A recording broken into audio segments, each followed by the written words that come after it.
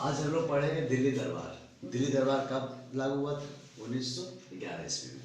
देखिए, हम लोग जानते हैं कि दिल्ली दरबार 12 दिसंबर 1911 ईस्वी में ये लागू हुआ था।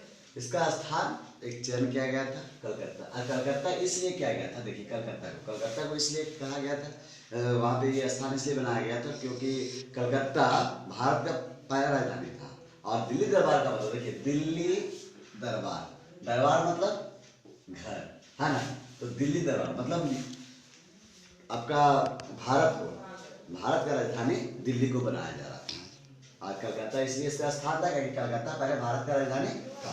तो देखिए, इसका मुख्य अतिथि जॉर्ज पंचम जो इंग्लैंड के राजा थे, और इनकी वाइफ जो रानी मेरी। देखिए, जॉर्ज पंचम थे इंग्लैंड के राजा, और रानी मेरी जो जॉर्ज पंचम की पत्नी थी। ये सब मुख्य अतिथि के रूप में थे क्योंकि ये सब इंग्लैंड के राजा और रानी थे। और पहले राजतंत्र था, और राजतंत्र तो हम लोग जानते हैं कि राजाओं का ही शासन चल रहा था, जो राजा जो बोलेगा वही होगा, है ना।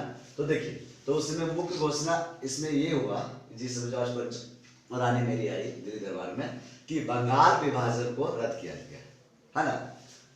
बंगाल विभाजन को रद्द किया गया। उसके बाद बोल रहा है दिल्ली को भारत की राजधानी बनाया गया। तो इसमें ये रद्द हुआ तो नहीं, लेकिन ये इसको देखते हैं, ये नहीं हुआ, लेकिन दिल्ली को भारत की राजधानी बनाया गया। और उसमें क्या हुआ, जिसमें जॉर्ज पंचम और रानी मेरी आई थी, तो उसमें गाना गाए थे। अभी तो राष्ट्रीय भारत का राष्ट्रीय गान के रूप में इसको देखते हैं। ये इंडिया का राष्ट्रीय गान के रूप में हम लोग जो नेशनल एंथम के रूप में हम अभी इसको गा रहे हैं। तो रविन्द्रनाथ टैगोर राष्ट्रीय गान को लिखे थे। एक भी क्वेश्चन आ सकता है कि जन गण मन अधिनायक कौन गाए थे? तो रविन्द्रनाथ टैगोर ने।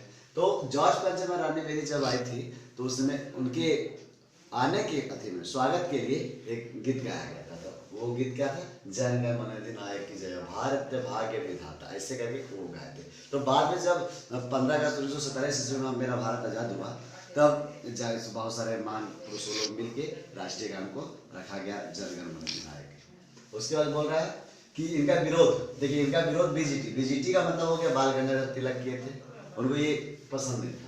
वो उनका कहना था कि दिल्ली को भारत की राजधानी नहीं बनाया जाए, और दूसरा क्या, उनकी बंगाल विभाजन को रद्द किया जाए। ये उनका नहीं, मतलब वो अंग्रेजों को नहीं मानते थे। वो कहना था कि स्वशासन मतलब अपना राज्य हो, हम किसी और का अगेंस्ट क्यों है, हम अपने हक के लिए लड़े, मेरा देश मेरा राज्य मेरा ही अधिकार होना चाहिए, अंग्रेजों का अधिकार नहीं होना चाहिए। इसलिए बीजेपी मतलब बाल गंगाधर तिलक इसका विरोध किया। लेकिन बाल गंगाधर तिलक का नहीं चला क्योंकि भारत में अंग्रेजों का शासन था, और शासन होने के बाद ये लागू हो गया। ये लागू कब हुआ? 1 अप्रैल 1912 ईस्वी को। और उस समय पहले तो हम जानते थे, बंगाल जब विभाजन हुआ तो बंगाल विभाजन में आपका बांग्लादेश, छत्तीसगढ़, एमपी, मध्य प्रदेश, बहुत सारे राज्य थे।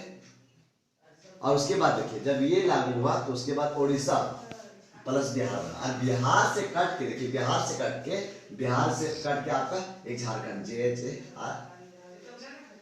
झारखंड बना। उसके बाद देखिए, उस समय लॉर्ड हार्डिंग टू के समय ये लागू हुआ था। ये था आपका दिल्ली दरबार।